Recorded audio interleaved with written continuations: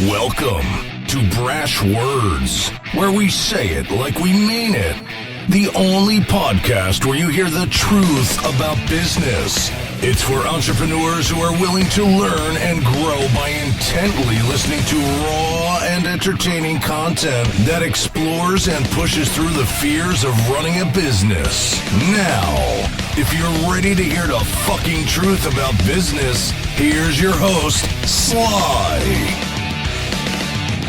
Hey, ladies and gentlemen, welcome to a new episode of the Brash Words podcast, episode 12. I just turned off my music. I'm your host, Sly, and it is great to be back with you guys today. I'm downtown here at Mercatus Technologies podcast studio, so big shout out to the folks over there for letting me use kind of the gear and the soundboard and all the cameras and stuff like that. It is, like I said, it's Sunday. It's in the afternoon. We're I wouldn't say we're in the middle of winter, but we're not that far away, quite frankly. It's been cold. Today was minus 5 Celsius. It certainly doesn't rank as what it was yesterday. It was roughly minus 32 when I woke up in the morning. I live north of the city, so I will tell you it is super cold in any case. We have a good show for you guys. Today, we're going to be talking about accountability. I wanted to kind of title it, it's called accountability. I mean, there'll be a subsequent blog post, and then this video and the podcast will be posted, and there'll be some information that you guys will be able to kind of get into it. So it's going to be interesting. So before we kind of jump into the topic, let me kind of share with you a book that I finished reading just prior to Christmas. And it's a book that kind of came in at the tail end of a pretty significant issue that was being discussed in the media, and I'm sure across in all the kitchens in the nation. Certainly in Canada, I'm not sure if it. No, actually, it did make the news in the United States. Certainly on CNN, which is my source of left wing content. It's the story really was about. And not in the book, but what was happening in the media was in some of these boarding schools that are closed now, but at the time existed. They were uncovering graves and graves that contained the bodies and the skeletal remains of children. And these boarding schools are kind of a whole part of this.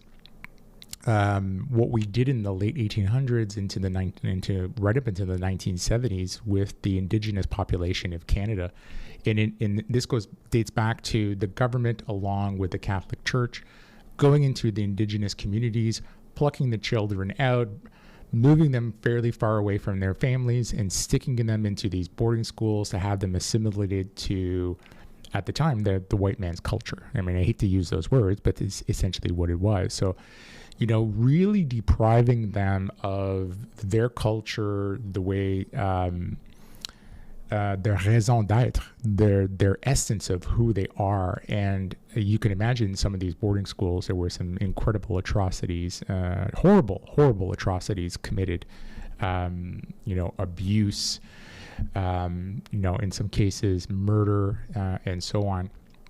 And I'm the type of individual when, the way that I choose and read my books is very much what I want to learn, but also what I'm consuming in terms of content in the media.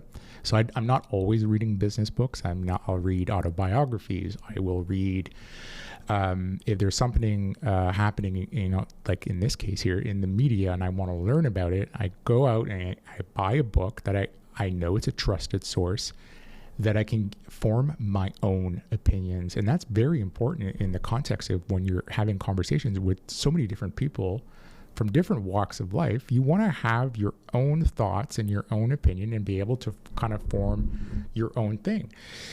So this book here is, I'm just looking at my computer here. This book is titled, I had to buy it paper because the digital copy didn't exist in this case here. And it's called, They Called Me Number One. It's written by Bev Sellers.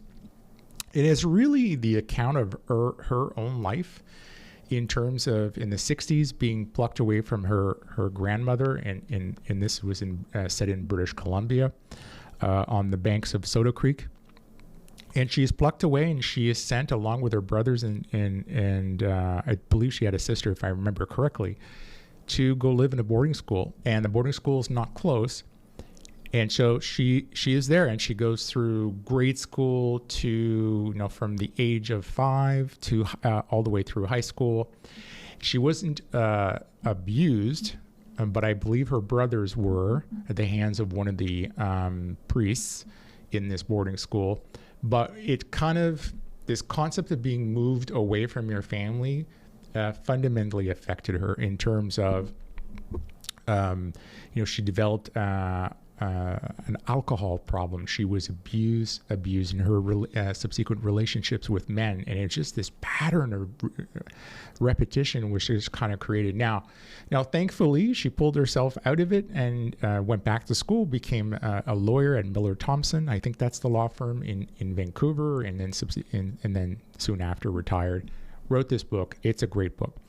And it's prompted me to share this book with our diversity and inclusion team, as well as I've gone as far now as buying another book, which is called, I can't remember the title of a book, but it's called A National Crime, which again, it's more historical context of why did the government, along with the Catholic Church, go ahead and create these, these schools, and what is it? How does this correlate to the Truth and Reconciliation Council here in Canada? And these boarding schools and these issues are not just a Canadian phenomenon. It is very clear that this happened in the United States. It has equally happened in Australia and parts of Europe and so on, and it is a significant issue. And then we know. And, the government hasn't done anything yet, but there are more grave sites associated to all of these schools and the land where these schools were. And they're going to, we have to make amends for our sins for the past. It's the only way we're going to learn and move forward and quite frankly, not do this again. Anyways, so I digress. Let's get back to the theme of our show, which is accountability. Now, time and time again, when I am having conversations with leaders or I'm having conversations with CEOs, accountability isn't something that's inherent. It's not something that just materializes overnight and you hope everything's fine. And more often than not, what I hear from these people that I chat about accountability, they are very quick to point out that their team members, the people that report to them, or that some of their employees and quite frankly some of their vendors are not accountable and are not responsible. And I think the term accountability and responsibility, unfortunately, they really, really get mixed up. And they're not interchangeable terms. They fundamentally mean something different in both cases. And I've written a definition here and I want to share it with you.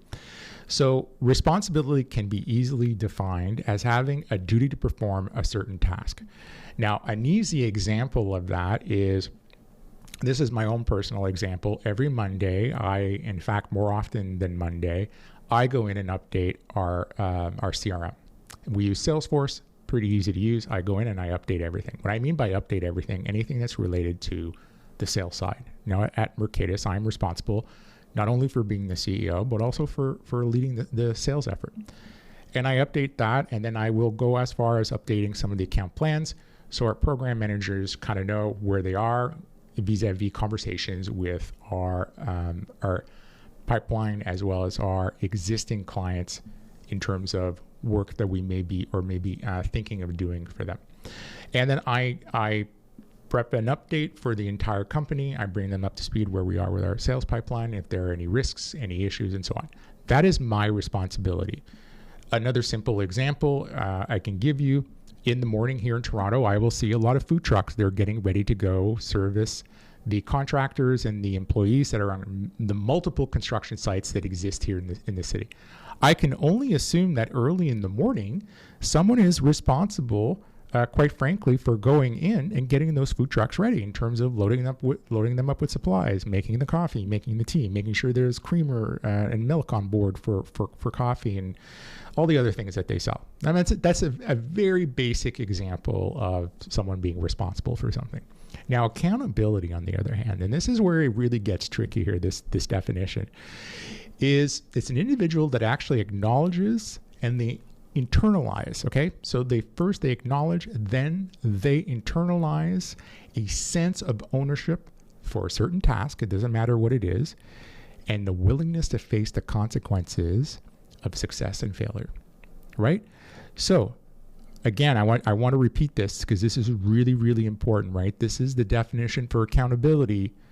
It's an individual that they acknowledge and then they internalize the responsibility and the sense of ownership for a certain task and the willingness to face the consequences. It's just, I own this. So again, I'll give you a very simple example.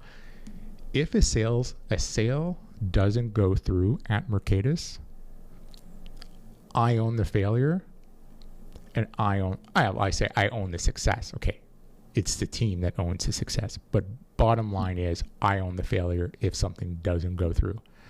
And so again, that's a very, very basic definition of accountability.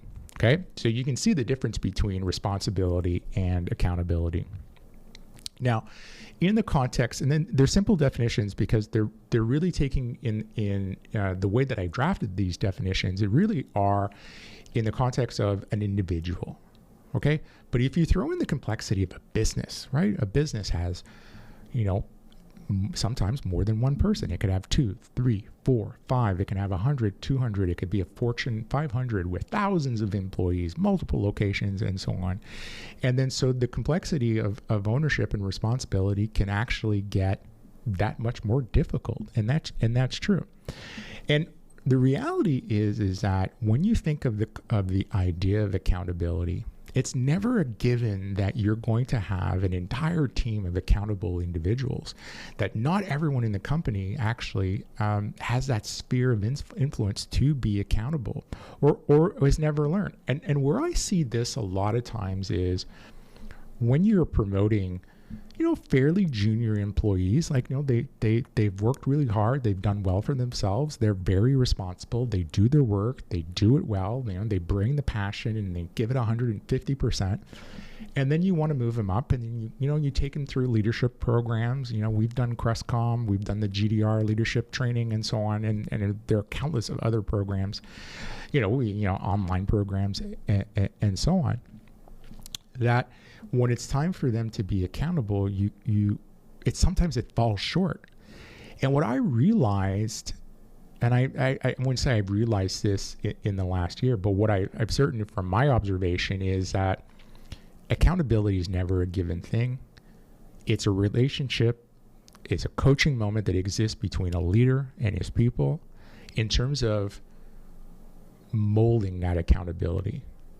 Now, I've seen cases where we have, young employees that have come into our business, and I see this across my peer group. Shout out to the folks over at Tech Canada and Vistage in the United States, where you get a person that has, a great deal of experience when they come to the table, or they've come from their upbringing. They very much were taught and molded around this sense of accountability. And when I look at it from my own vantage point, accountability is really fundamentally, in the context of a business, is a multi-stage process to get to this idea of accountability. And it changes over time, and it changes with external influences, internal influences, and events and so on. And then, COVID-19 is a great example where we've seen a lot of people just really step up to the plate and kind of, really start to exercise their accountability muscle. And so what are these magical steps that I'm talking about in terms of getting someone to be accountable? My God, I find this subject can be really dry, but it's kind of really exciting when you see it at play when you have people kind of involved.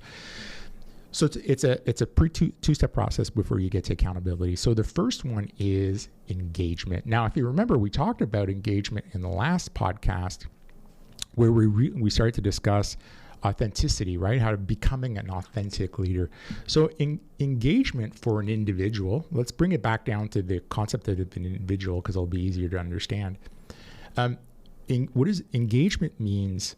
And I'm going to give you some tips and tricks here. Engagement is someone engaged at the cognitive level, at the emotional level, and at the behavioral level, right? So you're getting someone that is participating in the process of what they're doing. So cognitive level is a person that is doing their work, they're doing it well, they're thriving in what they're trying to achieve, and they're at the table. You're getting a good sense of someone that is a strong team player. At the emotional level, and again, you have to be careful here, because this is just, it's a guideline. This fundamentally changes if you're dealing with someone that is introverted. And introverts are engaged, but the way you get that out of them, I'm not going to say get that out of them, that's not the right term, but the way that you kind of find out where the level of engagement is asking the right question. We've all been in meetings where, meetings can be dominated by extroverted people. You would think I'm super extroverted, but I'm actually a very mild extrovert. I'm an ENTJ, for those of you that know the Myers-Briggs, but I've done so many tests at this Center for Creative Leadership in North Carolina. I'm actually a very, very much a mild extrovert. I've learned over time how to exercise those muscles, but there are times where I really need to pull back and be away from people so I can recharge, right? So I find if I'm working with someone that I know that's introverted, and in a group setting, you would think they're not engaged, but what they're doing is they're listening, they're analyzing, they'll have different perspective, they'll have a deeper perspective, because while they're not talking, they're reading the room, which us extroverts kind of need to learn how to do that as well, right? So it doesn't mean that they're not emotionally engaged. Emotionally engaged people approach everything with zest, with passion, and when they're disengaged, that's when you're going into the red zone. When people start to get disconnected, it's an issue. Again, things will start to fall to the wayside. So that's emotional engagement, right? And then you have behavioral. So positive behavior, not always so negative. So that's how you can kind of look at engagement and start to understand it across the cognitive, emotional, and behavioral side. People, when they are engaged, or when you want people engaged, you got to give them a sense of purpose. Why are they doing this? What is their role in the context of the company's mission and the company's vision? People just really want to feel that they're doing good through their work. Now, a great example of that is, at the height of the pandemic, when our retailers approached us and said, hey, the SNAP benefits, which is a governmental benefit program that helps people, gives people, I would say, virtual credits, virtual dollars to be able to buy food. This is going to become a way of life for us as retailers in the industry. And in fact, we need to be able to accommodate people buying their food online using a SNAP program. Well, when we brought this to the team, our engineers really, really rallied around this, because they could really kind of understand how are we helping the people from the United States who lost their job or been, who don't have access to certain means, be able to affordably buy food online and not be discriminated because there's no ability for them to pay for their food online. So we really rallied around that. So they understood the translation of their work down into something very, very tangible. Again, you want to give people a sense of purpose for what they're doing, and give them room to make decisions. I think that in some cases, yes, there are certain roles, in a factory, it's very, your role is very prescribed, not much you can do, produce part A, assemble it with part B, QA it, put it down the line, and it's very repetitive. But even in those instances, there are cases where if something's happening and there's a quality issue, you got to let people make a decision. But there's a way to do that in a sense that not everything is going to, the wheels are not going to come off the bus. So again, engagement, help get people involved at a cognitive level, at an emotional level, and at a behavioral level.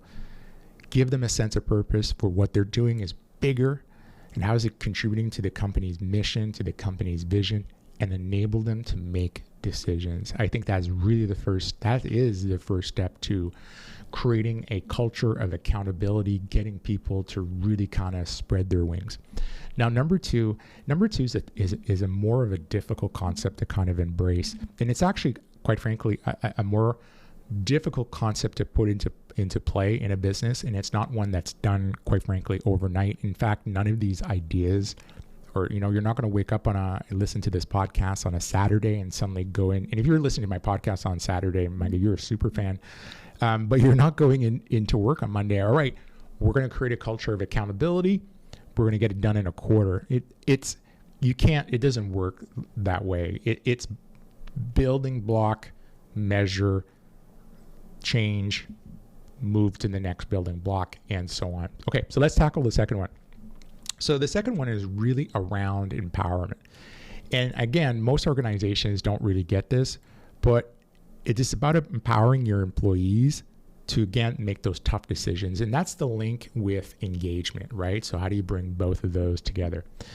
Now, you can teach people how to make difficult decisions, and that's through practice. So if you're having an issue, you pull someone in so they can learn on the job. That's the way I did it historically, was getting stretched by the multiple CEOs that I've worked for over the years, and the boards and kind of so on. So it is, I was taught what it was like to make difficult decisions. I was given a process. It started with understanding the risk ratios, to looking at both sides of the coin, and so on. So teach people how to make decisions, and give them goals. Give them easy, achievable goals. Explain to them how you're going to measure. Again, go back to train them how to make difficult decisions. Explain to people what you expect from them.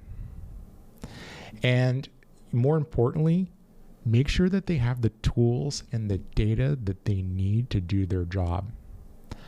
And let them ask questions. Now, a great example of this, if you start to put all these things into practice, and let's take a fictitious role in a business. Let's say you have an engineer, and this engineer is very responsible. He, and I use he, could be he or she, but let's use for the sake of the podcast, let's say she. So this engineer is very engaged at a cognitive level, at an emotional level, and behavioral level. They are mildly extroverted. They have no fear in speaking up. They ask tough questions, but they are fair questions. They want answers, and they are always evaluating what they're doing and how they're doing. Does it align with the business's principles, its values? Is it contributing to our mission? Is it contributing to the vision? So they've kind of figured that out on their own, right? And so you're finding that this individual has the aptitude to be potentially a manager, or to be a senior manager. Well, the first thing you got to do is kind of sit down and say, okay, so we're going to move you into this role. This is what this role means. Let's define together the responsibilities of this role. Very tangible thing to do. And here are your operational parameters. Your operational parameters in the case of an engineering manager could be to decide how to solve a problem, could be to assign X resources to do something. So you can imagine what those operational principles can be, and they can be far-reaching. And then once you've done that, you explain to them, here are the goals that we've assigned to you and to your role, and this is what success looks like. And here's how we're going to measure your success. Okay, so you've done that. So they have the job description, they're understanding their operational guidelines, they know their goals, they understand what success looks like. You've measured it, and then you go into, and here's what all the tools we're going to give you. Here are the resources we're going to give you. You have the right to do what you want with these resources. I mean, you don't want to handcuff someone out of the gate, especially in the role of an engineering manager. And then as they go through the role and they will be faced with making tough decisions. And this is where your open door policy really, really comes in as a leader and as an executive. You don't want them to cower away from the tough decision. You want them to know that you are there to support them, and you want them to come to you. So when they come to you with a very difficult decision, you can lay it out for them. The process that you've learned. Well, what's the risk? What are the options? You're teaching them that when they come to you, they've really thought through the options. They come in with a recommendation. When they come in with that recommendation, there's a greater chance that they're going to own it. That's because if you solve the problem for them, then you're having to worry about buy-in for them to execute on that solution. And that's where I find more often than not, if you get caught in that trap of just continuously throwing the answer over the fence, eventually they're not going to be engaged. They're not going to feel like they're empowered to make decisions, and then you're not going to have accountability. So as they come to see you, quiz them, ask them those questions. How would you solve this? Why would you do it this way? Have you considered this? So you're honing in their skill set of being able to solve problems, and eventually that switch will go off and they'll realize they're empowered. So over time, as they check in with you, and it's very important you don't fall into the trap where you're micromanaging these people, because that micromanaging is not empowering. What you're doing is basically satisfying your need to control people. And more importantly, what I find more often than not, I mean, I like to use those words more often than not, micromanaging people have trust issues. And not only do they have significant trust issues, in fact, they have not ever followed a proper process to empower individuals. So we're dealing with people that micromanage, trust issues, and so on.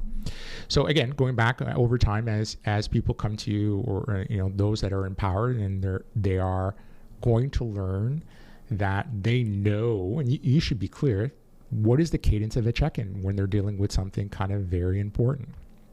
So that's the second step. Light switch goes off.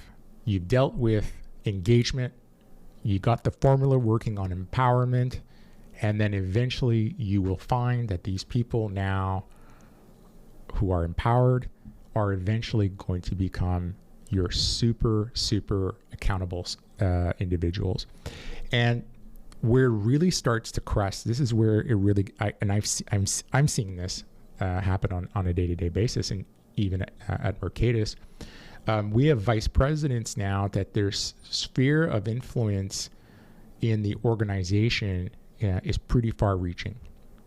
And people that have started early in their career with the company have grown, have learned how to become engaged, have become empowered, and now they've become very trusted by pockets of people in engineering, marketing, sales, client experience, because their ability to shape and formulate how to make decisions tied to the company's, again, mission and vision and values, it has become a very well-honed skill.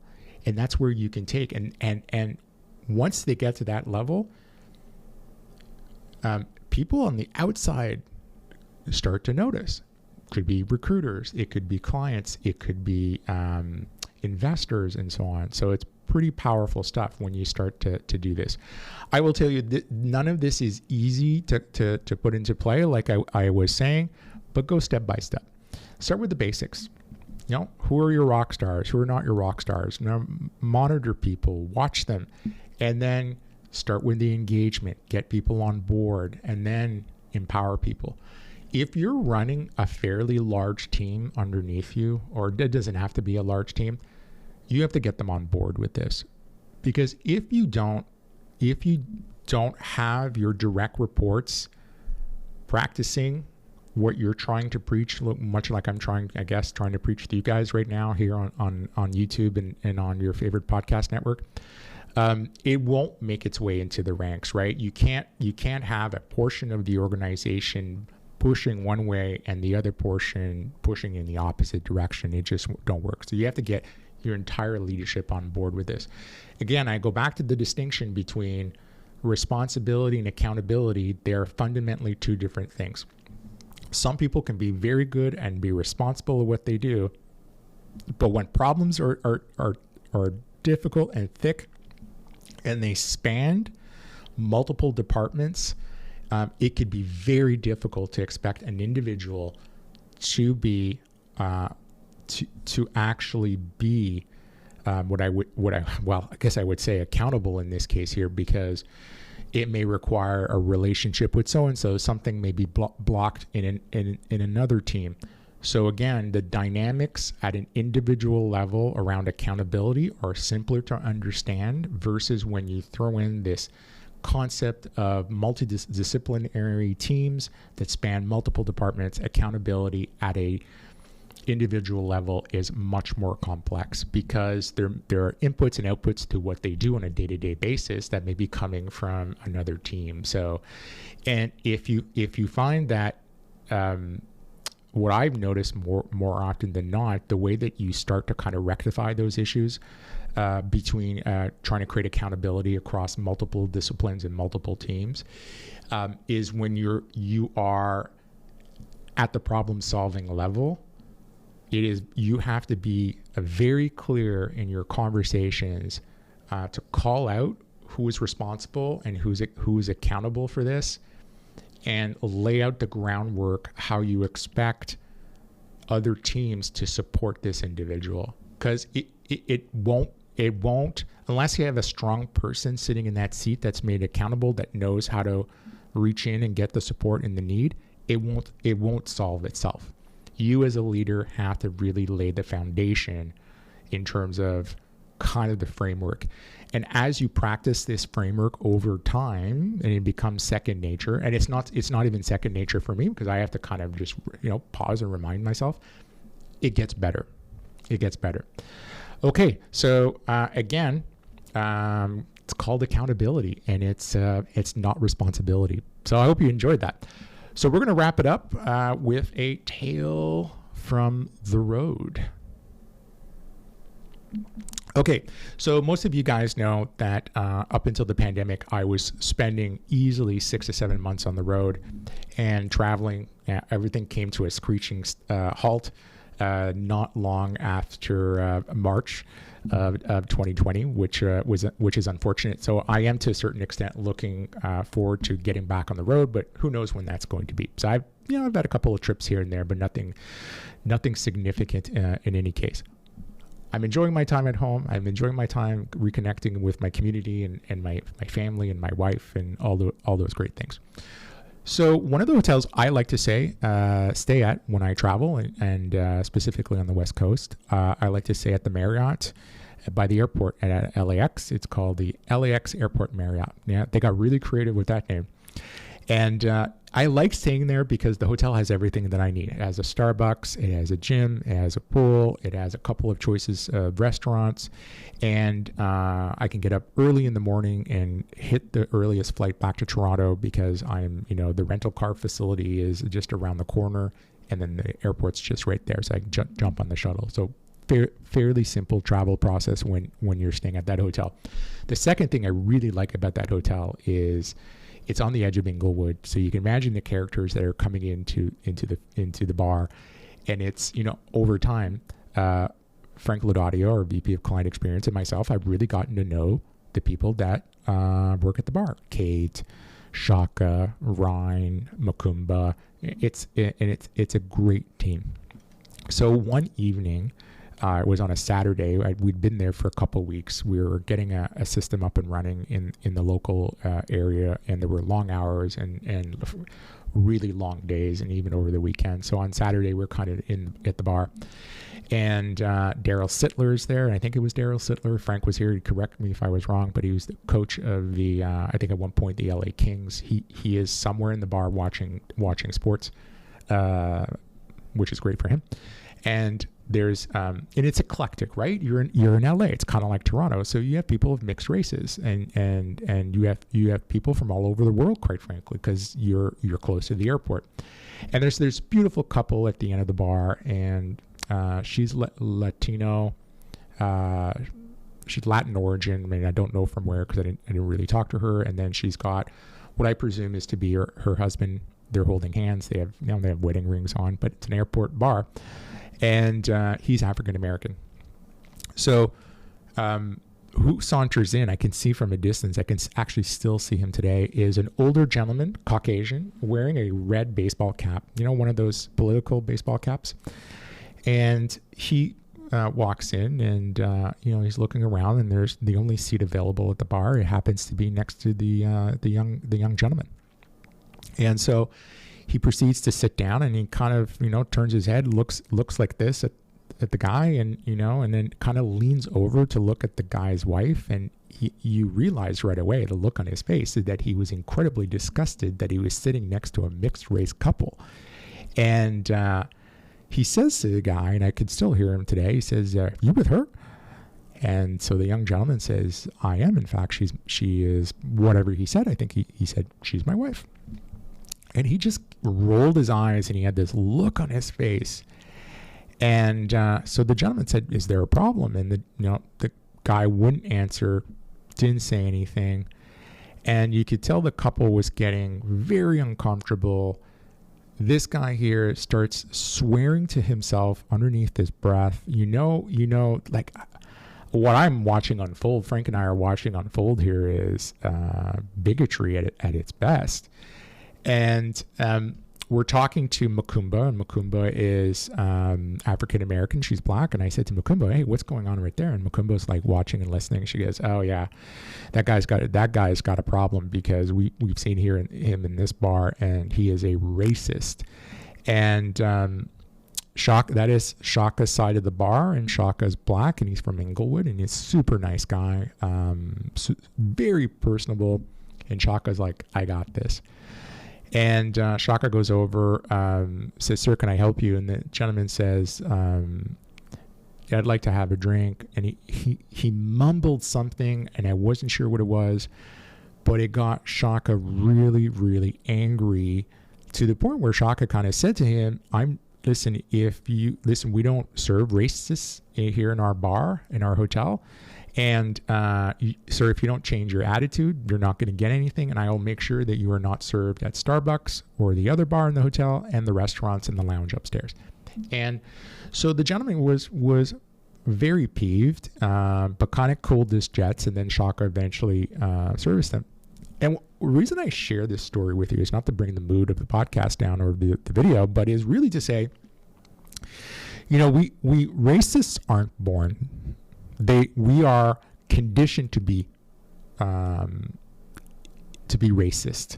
It is taught to us by our elders. It is taught to us by our families, by our parents, the media, the content that we take in. There's only one race, and it's the human race. And we are the same animal, and with some slight variations of pigmentation of our skin, or maybe the religion that we follow, and so on. Period. But for me, being as I've been told, pale, male, and stale, at my age, I see racism through what I read, TV, the movies, and so on, and the media. So the 24-hour news cycle. It is, and you can be dismissive of it. You can be dismissive of it. You may not understand it until you've lived it. And it's not till you see it face to face, and on the detriment it can do to a person's psyche, their mood, how they interact with people. It literally, that one incident brought the energy, my perception anyways, the energy in the bar right down. And we're talking about a bar at the time that must have been over 50, 60, 70 people. It just brought the energy down because people around the bar saw it, witnessed it. And the poor lady, she became extremely uncomfortable. She didn't know how her boyfriend or her husband was going to react. Was he going to pound the shit out of Jethro that was sitting next to him? I don't know, but the energy shifted. And I think we need to, as a society, we need to become a little bit more cognizant of our behavior and what it does to individuals around us. I think racism is okay, this has already played out. Let's move on as a society. Let's fix this problem and go on to the next thing. But I just wanted to share with you my story that fundamentally this is still around and still needs to be dealt with. So, ladies and gentlemen, I really appreciate you guys tuning in to my little podcast, Brash Words. If you have any questions, drop me an email, Sylvain.Perrier, Perrier, Perrier, @brashwords.com. Go to the website, sylvainperrier.com. Send me your contact details. If you have an idea for a show or you think I should interview a guest, I think that would be really cool. And listen to us on your favorite podcast network as well as on YouTube. I think if you just search Brash Words on YouTube, you'll bring up kind of the videos. But better yet, if you go to my website, you'll kind of see everything that I'm posting. Next episode, which is going to be episode number 13, likely going to be some content around crucial conversations, difficult conversations. There's a couple of good books. And I'm finding this is a big barrier in business right now and in our personal lives. How do we sit down with people and have those, how do you use your concepts of authenticity to have these crucial conversations just to kind of get it off your chest and to be brutally honest with people in a polite way. Anyways, folks, peace out, and we will be fucking talking to you soon. Thanks for listening to Brash Words. If you liked hearing the truth about business, then follow us on Twitter and Instagram @Brash Words. And for more great content, visit our website, brashwords.com. Join us next time for more real, raw, honest truth about running your business.